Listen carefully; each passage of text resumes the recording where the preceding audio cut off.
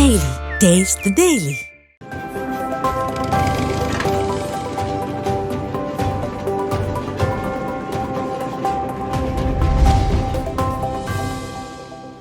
உலக புகழ்பெற்ற அலங்காநல்லூர் ஜல்லிக்கட்டு இன்று நடைபெறுகிறது.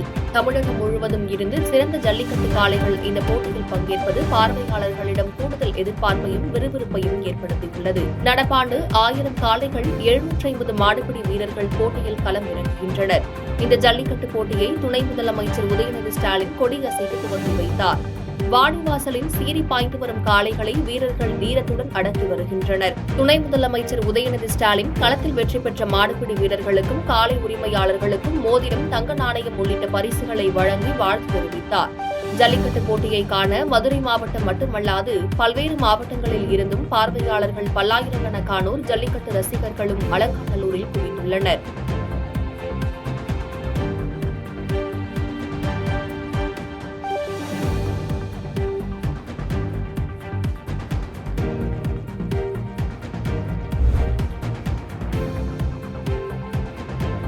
கோவை ஈஷாவில் நடைபெற்ற பொங்கல் விழாவில் நாட்டு மாடுகளின் கண்காட்சி மற்றும் கிராமிய கலை நிகழ்ச்சிகள் பெரும் உற்சாகத்தோடு நடைபெற்றது.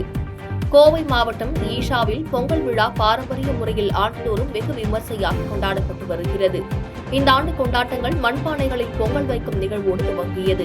இதில் ஈஷாவை சுற்றியிருக்கும் பழங்குடி மக்கள், தன்னார்வலர்கள், ஆசிரமவாசிகள் என ஆயிரக்கணக்கானோர் இணைந்து பொங்கல் வைத்து மகிழ்ந்தனர். இந்த பொங்கல் விழாவில் தூத்துக்குடி சகாக்கலை குழுவினரின் ஒயிலாட்டம், பறையாட்டம், கரகாட்டம் உள்ளிட்ட 7 வகையான தமிழன் பாரம்பரிய கலை நிகழ்ச்சிகள் நடைபெற்றது. பொங்கல் விடுமுறை நாட்களை முன்னிட்டு 2 நாட்களில் லட்சக்கணக்கான மக்கள் ஈஷா யோகா மையத்திற்கு வருகை தந்துள்ளது குறிப்பிடத்தக்கது.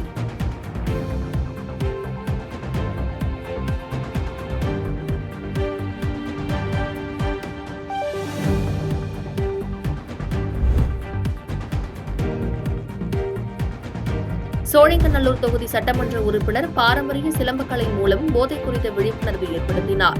சென்னை சோழிங்கநல்லூரில் 50க்கும் மேற்பட்ட சிலம்பம் மாணவர்கள் போதை வேண்டாம் என்ற தலைப்பில் சிலம்ப கலைகளுடன் கூடிய மாபெரும் விழிப்புணர்வை ஏற்படுத்தினர். இதில் சோழிங்கநல்லூர் தொகுதி சட்டமன்ற உறுப்பினர் அரவிந்த் ரமேஷ் கலந்து கொண்டார். சோழிங்கநல்லூர் பாம்பன் சாமி கோவில் அருகில் துவங்கிய பேரணியானது சுமார் 2 கிலோமீட்டர் தூரம் நடைபெற்றது. இதில் சிலம்பக்கலையான கழி சுற்றுதல், வாள் வீச்சு, புலி வேஷக்கலை போன்ற பல சிலம்பக்கலைகளை செய்தவாறு மாணவர்கள் பேரணியாக சென்றனர். பொங்கல் திருநாளில் சோழிங்கநல்லூர் பகுதியில் நடைபெற்ற போதை குறித்த இப்பேரணியை பொதுமக்கள் பாராட்டி சென்றனர்.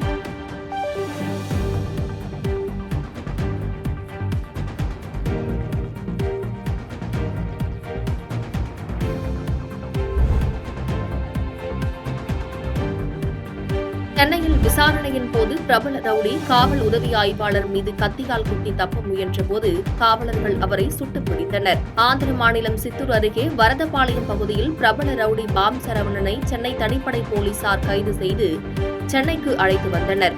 நள்ளிரவு விசாரணை செய்த பின்னர் ரவுடி வைத்திருக்கும் பயங்கர ஆயுதங்களை பறிமுதல் செய்ய சென்னை எம்கேபி நகருக்கு அழைத்து போலீசார் சென்றனர். அப்போது நாட்டு வெடிகுண்டை வீசி தப்ப முயன்ற பாம் சேகர் பிடிக்க சென்ற எஸ்ஐ மீது கத்தியால் தாக்கியதாக போலீசார் தெரிவித்துள்ளனர். இதனால் தப்பி ஓட முயன்ற பாம் சரவணனை காவல்துறையினர் காலில் சுட்டுப் பிடித்தனர். மேலும் பாம் சரவணனிடம் இருந்து 4 நாட்டு வெடிகுண்டுகள், 1 பட்டாக்கத்தி மற்றும் 5 கஞ்சா பொட்டலங்களை தனிப்படை போலீசார் பறிமுதல் செய்தனர்.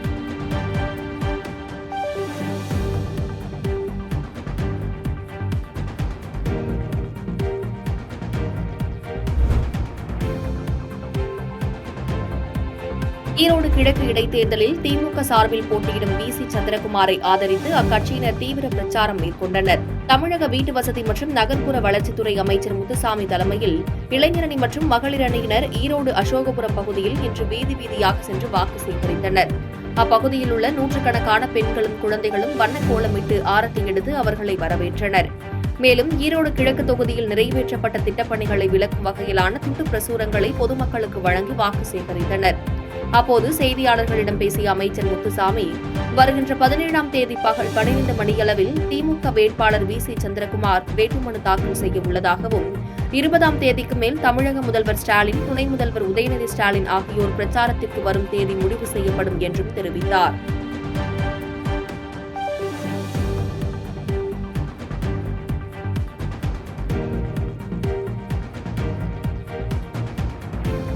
பாதகம் செய்பவரை கண்டால் நாம் பயம் கொள்ளலாகாது பாப்பா. மோதி மிதித்து விடு பாப்பா, அவர் முகத்தில் உமிழ்ந்து விடு பாப்பா. அண்மை செய்திகளை உடனுக்குடன் தெரிந்து கொள்ள இணைந்திருங்கள் எம் நாடு தொலைக்காட்சியுடன்.